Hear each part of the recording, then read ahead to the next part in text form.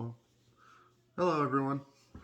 I'm coming to you from my bedroom, and I'm sitting in my wife's awesome gaming chair. Uh, I wanted to just talk about my very short military career that I had. I started my first day was in boot. Our basic training was February 1st of 2007. The war was popping off, so we knew we were going to go to war. You just didn't know when.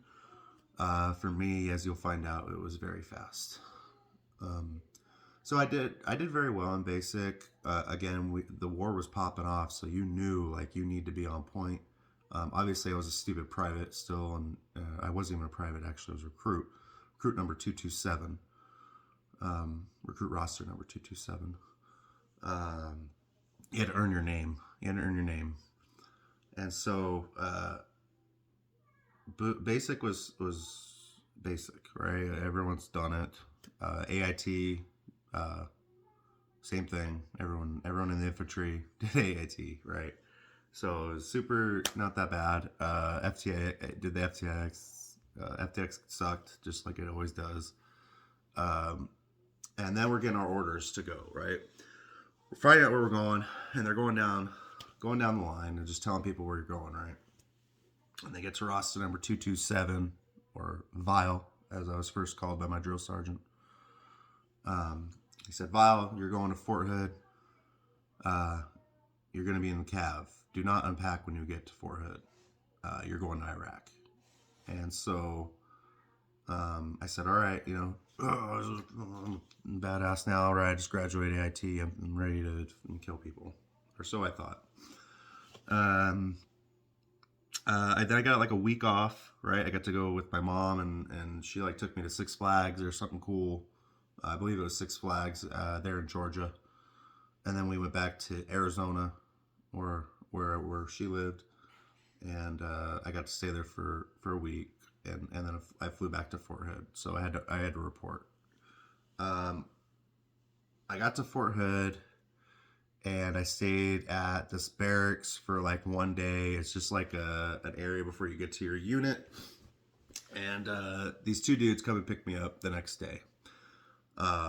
They were both injured in the fight that I was getting ready to go to. One of them got shot in the butt, and another one got blown up. So these were the two that were picking me up. Right, it was a pretty big eye opener. That it's real. This is a real thing. People are getting hurt and dying. Which I mean, I know like when you think of a war, yeah, you think of people being hurt and dying, but it becomes real that you're getting ready to be a part of that. You're getting ready to be a part of that fight, And so they get me to Fort Hood. They square me away, man. They do. They get me squared away. They tell me that they're telling me what to expect. They're getting my gear drawn, help me get all this stuff ready, right? And they had a few other people that they were working with as well, because again, we were a bunch of new guys that just graduated that were going to be heading out to Iraq. So I think it was like 2 weeks, dude. I'm 2 weeks. I want to say I'm 3 weeks out of AIT now, and I'm on the plane to Kuwait. All right, we're flying to Kuwait. I can't sleep. I literally stayed awake the whole time. And then we get to Kuwait, and they tell me you're gonna probably be here for about a week. We're gonna help you learn things. And so 2 days go by, right? And then all of a sudden they're like, you're gonna be on the next plane out of here, by the way. You're gonna go to Iraq. You're going to Liberty. I said, all right. So I get all my stuff ready. Get it on the, I think it was the C-19 at the time. Someone can correct me if I'm incorrect on that one, but I'm pretty sure it was a C-19. And we take off, man. And when we land, you can tell you're definitely in a war zone, right? When we land, when we took off, it was nice and this is cool, man. When we landed, it was like, here's the runway, and they're like, boop, like as fast as they possibly can, right? And it's not comfortable in a C in the C-19s or whatever like C-130s. They're not like comfy, right? You're just surrounded by a bunch of gear and people getting ready to go. And the funny thing is the guy that was in charge of me at the time, he was a staff sergeant that was just in charge of all the new guys to get them to Iraq. He was trying to make comfort us. He was telling us, he's like, don't worry, when we get to Liberty, it's a fob, you're probably gonna be, it's fine, right? It's not as bad as when I was there during the invasion type of thing, right? Like because he was there. And he was talking about when they first took over the airport and how they were constantly getting mortared, right? They're getting hammered all the time, right? And so, like, naturally, I'm like, oh no. And he's like, don't worry. Like, again, this is 2007, man. Like, we have this, right? So we land, and the back hatch drops down. Literally, I swear, all you hear is the sirens going off, and then, and the part is it breaking the sound barrier. It means it's landing very close to you. And so I have this big green duffel bag, both sides. I have a rucksack, and I'm just full IOTV, everything, right? I got my weapon, and I'm just hoofing it, right? Mortars are going off, and like you realize, oh my god, dude, this is like my first day. Like I don't even get like a shallow end jump, right? Let's just jump right in. And so we're just boom, boom, boom, boom, and we get to a bunker, and we just wait for the barrage to end. The barrage does end. No one got hurt. I don't even think they hit a plane or anything. They were just blowing up the runway. And that was my first night. I did not sleep again on my first night. I was so scared. I did not know what was going on. I get to my sergeant major the next day, and he tells me, all right, Vile, you're supposed to go to Alpha Company. All right. But Echo Company just lost a bunch of dudes. So you're needed there. Echo Company was a combat engineer company. They were working outside of Abu Ghraib prison at a JSS, Joint Security Station. And they were getting hit. They were getting hit hard before I got there. So that's where I went. And so what we did was we would be out of the wire for 2 weeks, and then we would come back to refit for a week. You would usually get a day to 2 days of rest to kind of just watch movies, just kind of do what you need to do, get your weapon cleaned, get your gear organized, and then it's back to work. You get the Humvees up. We used Humvees back then. I know and then my second tour we used MRAPs, but we'll get there. So we get those times off. So they come and pick me up right during the refit. They come and pick us. I think there was like 4 of us. The platoon sergeant comes in. Bad dude, man. He's got like the scar down his face, a deep voice. Just he's been there for a while. He's been there for a while. And he goes and gets all the squad leaders. All the squad leaders come up, right? They're all beat, man, because they're just coming back in the wire. Now they have to deal with us, right? These dudes, right? These new privates have no idea what's happening. So my squad leader that I came to love opens his, comes out and talks, right? He says, I'm going to be the hardest motherfucker out here. All right. I'm going to push you till like, it's so hard. Like if you mess up, I'm going to fuck you up type of thing. Right. And then he goes, who wants to be on my squad? And I raised my hand. My thinking was that if he was going to be that hard on me, it was because he wants to keep me alive. And so I was like, I'm down. Like, you can mess me up, dude. Like, if I'm not doing something right, please correct it, because I do not want to die in the shithole. Right? And so he took me, man, and he even gave me props, right? The first thing he did was give me props on raising my hand after what he said. And I said, I want to live, I want to fight, but I want to live, right?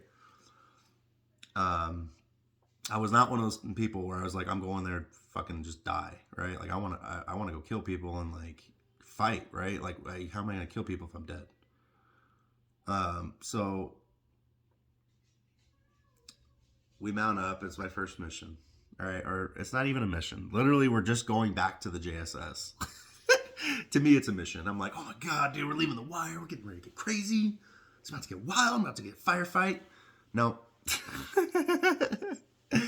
None of that happens.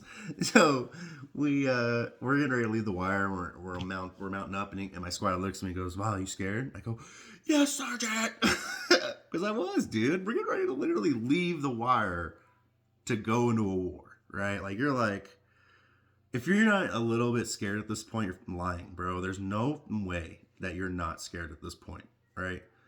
Uh, it's your first time you're leaving the wire, dude. There's just no way you can say that you weren't scared. It's just, I don't care how hard you are. I don't care if you're a soft agent. I don't care who you are. If your first mission and you weren't scared, there's just something not right, right? So luckily nothing happens, dude. We get there. I start learning the lay of the land. They tell me to learn the road, start learning where each pothole is so I can start determining if there's a new hole there, or start determining if there's a new patch that or a hole that was filled. Because what they would do is they would take these potholes and they would put or even just former IED holes that we haven't had a chance to fill in yet. They would just put another bomb in there and then fill it with their own concrete. So we thought that we filled it and then just hit us. So you had to remember where each pothole was. And so that was, they were tasking me to become a driver basically. So I had to start learning those things. And then the rule when I started driving was every pothole I hit was like 20 push ups or something like that and possible death. So I learned very quick not to hit the potholes. My team leader hit me in the back of the head and shit. Like, stop, dude, man, what the hell are you gonna do? You're gonna kill us. So I learned very quickly, like very, very quickly, not to mess with potholes. I learned not to just be aware, and keep your head on a swivel. Don't be complacent, type of thing. And then just the deployment happened, and it was rough. It was a hard deployment. Um, it was harder for them before I got there. Definitely, they were losing dudes a lot before I got there. And before, I'm not saying that I was the turning point or anything. I'm just saying that it slowed down once I got there. Uh, like when I got there, they got blown up by this dump truck and like demolished like a whole team of people, right? Like so they were getting hit hard. So they definitely had it way harder before I got there compared to when I was there. Um, so I'm super sorry for you guys that had to deal with that. That's very rough. I get it. Um, so, anyways, that's. I have a lot of stories from my first deployment. I'm probably gonna post some of them. I might not. I don't know. Some of them are pretty rough. Some would be for my second deployment, which was hard. Uh, you already saw that. If you saw that first video, that's from my second deployment in Sauter City when I was a team leader. Yeah. So go back and watch that video if you haven't seen that one, guys. If you're liking this stuff, man, I'll keep posting it. If not, then no worries. This is kind of just therapeutic for me to talk about it. Um, my wife's been trying to get a hold of the VA, and they're not contacting us. We're trying to get a hold of them to start my psychology up or whatever again. Seeing a psychologist and psychiatrist. I have a psychiatrist, but I see her like once every 6 months, and she just kind of asks me how my pills are and what I'm doing. We're trying to get a hold of a psychologist so I could start talking. And I've actually seen a psychologist for like 5 years, and then we moved up north. Up here, we moved, and we've been here for a year, and we're still trying to figure out how to get a new psychologist for me. So that's kind of where we're at. I'm gonna keep sharing my stories because it kind of helps me. I learned to talk about stuff when I did do the therapy and stuff. So this is my next best option is just to talk to you guys.